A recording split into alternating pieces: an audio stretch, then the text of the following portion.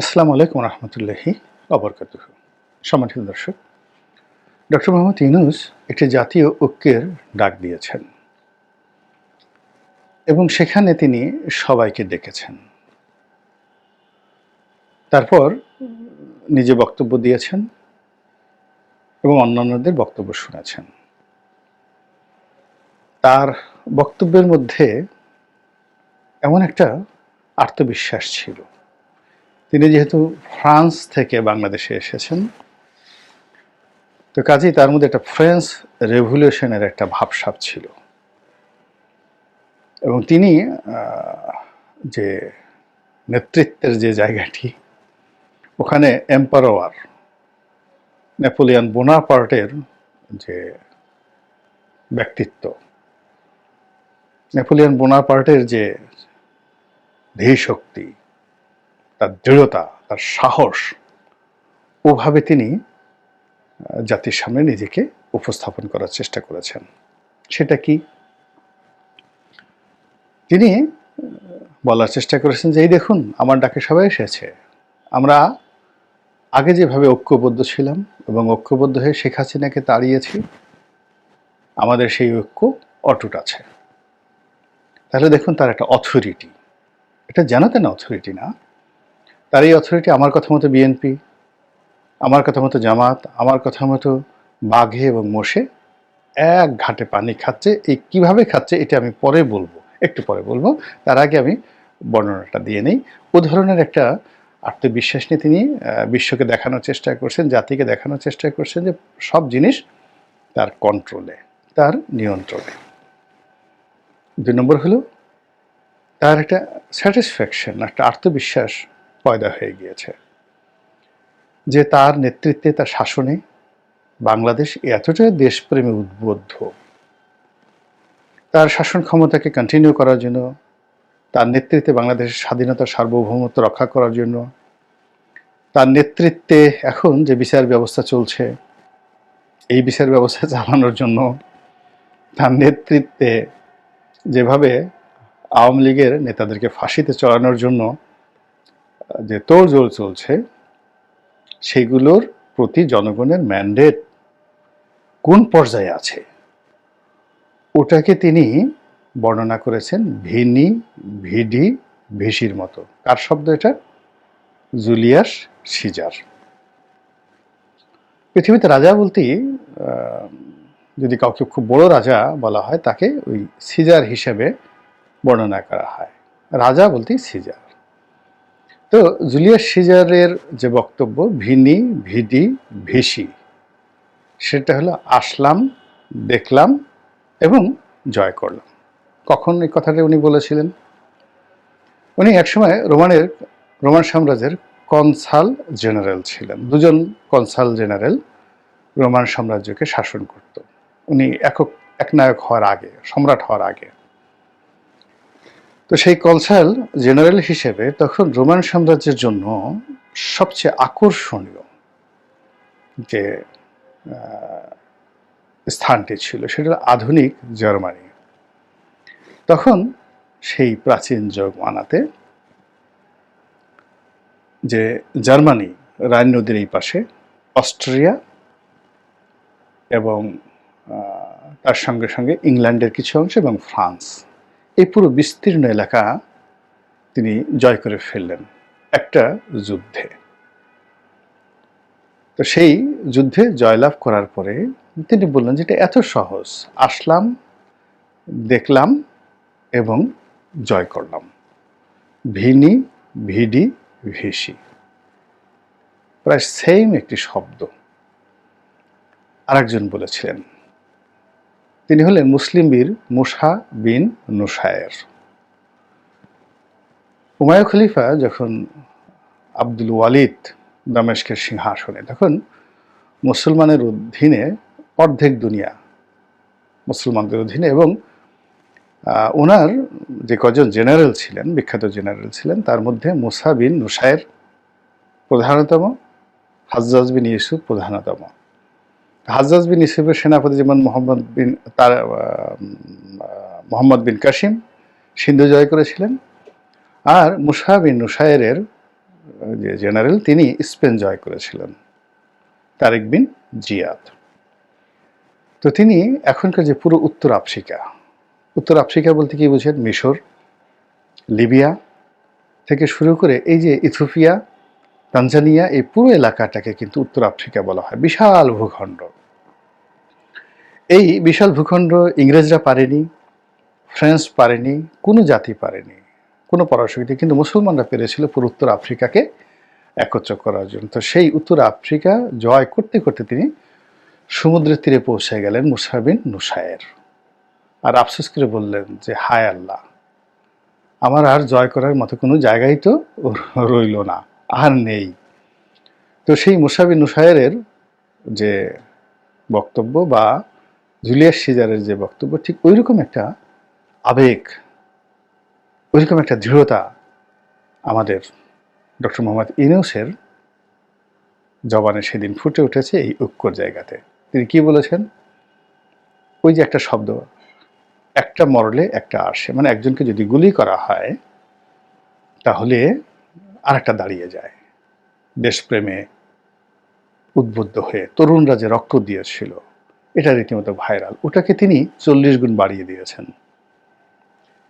যার অর্থ যে ওই বিপ্লবের সময় জনমত যেভাবে ছিল, যতটা হাসিনা বিরোধী ছিল, যতটা ভারত বিরোধী ছিল, তার চেয়ে এখন এই জিনিসগুলো আমার নেতৃত্বে আমি দেশবাসীকে এত কিছু দিয়েছি, দেশবাসী আমার ব্যাপারে এত খুশি, এবং আমার অনবদ্য নেতৃত্বের কারণে বাংলাদেশ এখন বিশ্ব দরবারে এমন একটা পর্যায়ে পৌঁছে গেছে, এবং বাংলাদেশের মানুষ যেভাবে শান্তিতে ঘুমোচ্ছে, ফলে আগে একটা মরলে একটা দাঁড়িয়ে যেত, এখন একটা মরার পরিবর্তে 40 জন দাঁড়িয়ে যাবে। তো বোঝার চেষ্টা করুন, এই কথা তিনি বলেছেন।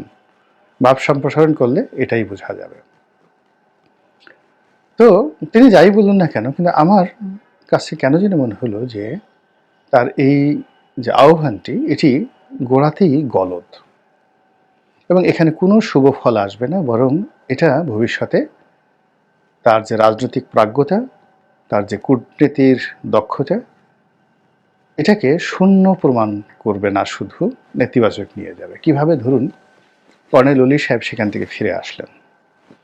বাংলাদেশে কর্নেল ওলি একজন, অনলি ওয়ান, এবং হয়তো অনেকে প্রেসিডেন্ট হয়েছেন, অনেকে প্রধানমন্ত্রী হয়েছেন, কিন্তু কর্নেল ওলির যে বীরত্ব স্বাধীনতা যুদ্ধে এবং পরবর্তীতে তার এখনো পর্যন্ত তার যে ব্যক্তিগত সততা, অনেস্টি, এটি রাজনীতিতে বিরল। অনেক মানুষ তার সাথে অনেক বড় মুক্তিযোদ্ধা তো অসৎ হয়ে গেছে, টেন্ডারবাজ হয়ে গেছে, চাঁদাবাজ হয়ে গেছে। তারপরে অনেক যোদ্ধা এই বুড়ো বয়সে, তার বয়স এখন 86-88 বছর, ডক্টর ইউনূসের চেয়ে তিনি বয়সে বেশি বড়, কিন্তু ব্রঙ্কাইটিস নিউমোনিয়া হয়ে গেছে, সেখানে তিনি এখনো দিব্যি জওয়ান। এরপর তার কথা, স্মার্টনেস, ধারাবাহিকতা। বাংলাদেশে কর্নেল ওলির এই মুহূর্তে জীবিত অবস্থায় লিজেন্ড, পলিটিক্যাল লিজেন্ড তিনি।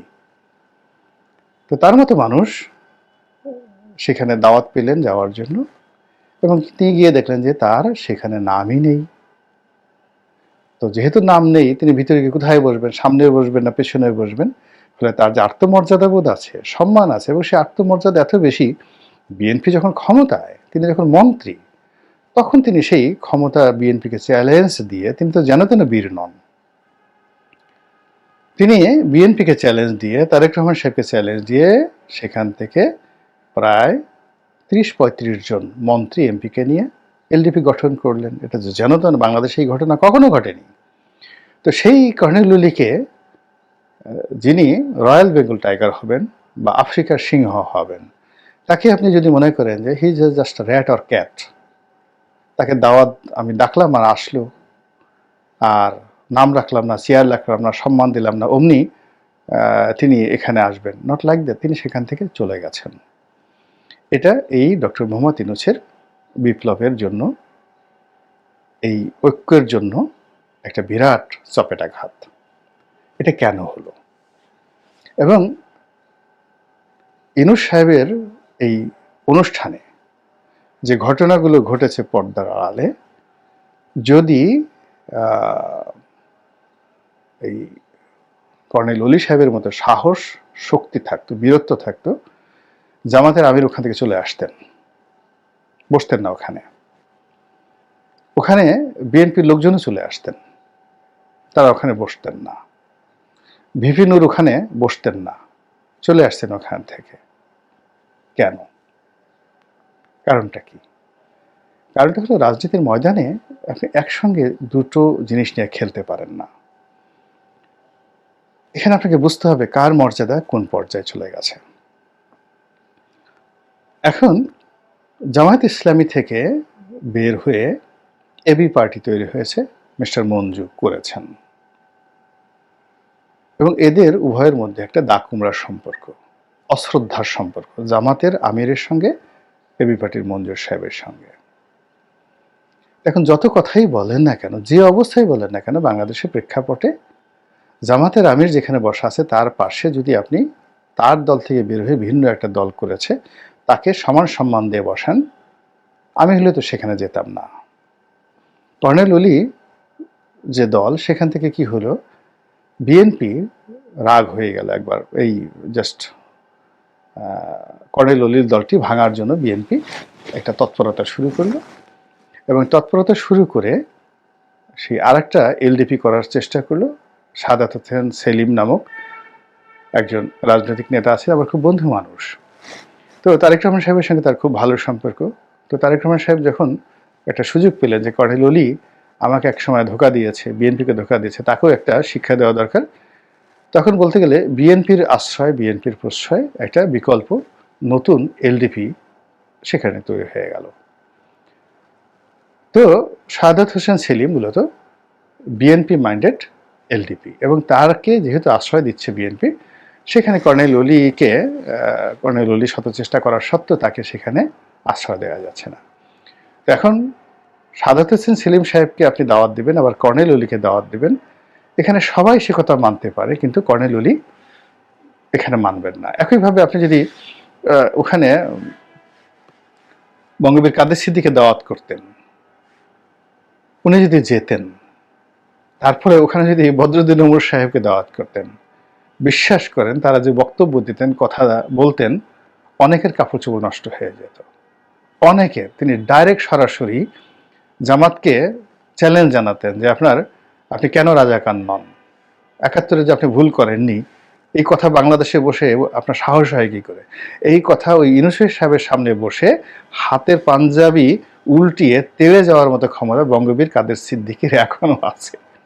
আপনি তো, তাকে তো দাওয়াত দেওয়া হয় না, সে তো যাকে বলা হয় আওয়ামী লীগের কেউ নয়, কিন্তু তাকে কেন সেখানে দাওয়াত দেওয়া হয়নি? আবার ধরুন ভিপি নুরু, এখন ভিপি নুরু অনেক কষ্ট করে তিনি একটা দল করেছেন, গণ অধিকার পরিষদ। এখানেও ডিজিএফআই, তারপরে আওয়ামী লীগ, এমনকি বিএনপি সবাই এই দলটাকে নিয়ে খেলাধুলা করেছে, দলটাকে দুইটা ভাগ করে দিয়েছে। এই দুই ভাগের সঙ্গে রেজা কিবরিয়াকে আলাদা করে সেখানে তার সাথে যারা আছে, এর সাথে গোয়েন্দা সংস্থা জড়িত, তারপরে শেষে আওয়ামী লীগ জড়িত, বিএনপিও জড়িত। এখন এই দুই দলকেই একসাথে ডক্টর মোহাম্মদ ইউনূস ডেকেছেন। আমি হলেতে ওখানে আমি বসতাম না, ১ মিনিটও বসতাম না, কিন্তু ভিপি নুরু সাহেব সেখানে বসেছেন বা প্রতিপক্ষ সেখানে বসেছেন। তো এগুলো আসলে একটা ফটো সেশন হয়েছে, কিন্তু এগুলো ঐক্য হবে না। এখান থেকে কোনো জিনিসই হবে না যদি আপনি আপনার যদি ডক্টর ইউনূস সাহেবকে বলছি, আপনার যদি খুব বেশি আত্মবিশ্বাস থাকে, তাহলে আপনি একটা লং মার্চ করেন। সব এই যারা রাজনৈতিক দল সেদিনে গেছেন তাদের সবাইকে বলেন যে আপনারা লোকজন সহকারে আসেন, আমরা একটু সায়দাবাদ থেকে হেঁটে গাবতলী পর্যন্ত যাব, এবং এই সময়ের মধ্যে এই যারা গেছেন তাদের মধ্যে কলহ বিবাদ, প্রেম ভালোবাসা, রাজনৈতিক ঐক্য এবং ভারত বিরোধী মনোভাব কিভাবে কাজ করে, আপনি খালি সায়দাবাদ থেকে এই গাবতলী পর্যন্ত গিয়ে দেখেন। সেখানে চরমোনাই কি বলে, হেফাজত কি বলে, হেফাজতের ২ গ্রুপ কি বলে, তাবলিগ কি বলে, তারপরে ওই একজন শহীদুল আলম সাহেবকে দাওয়াত দিয়েছেন, ছবি তুলেন যিনি, বিখ্যাত ক্যামেরাম্যান, মানবাধিকার কর্মী, তিনি কি বলেন দেখবেন যে গলদটা কোথায় হয়েছে। আল্লাহ আমাদের সবাইকে হেফাজত করুন, আর প্রকৃত পরিবেশ পরিস্থিতি বোঝার তৌফিক দান করুন, আর সত্যিকার অর্থে আলেকজান্ডার, তারপর নেপোলিয়ন বোনাপার্ট কিংবা জুলিয়াস সিজারের মতো বীর মহাবীর আমাদের দেশে দান করুন। আসসালামু আলাইকুম রহমতুল্লাহি ওয়া বারাকাতুহু।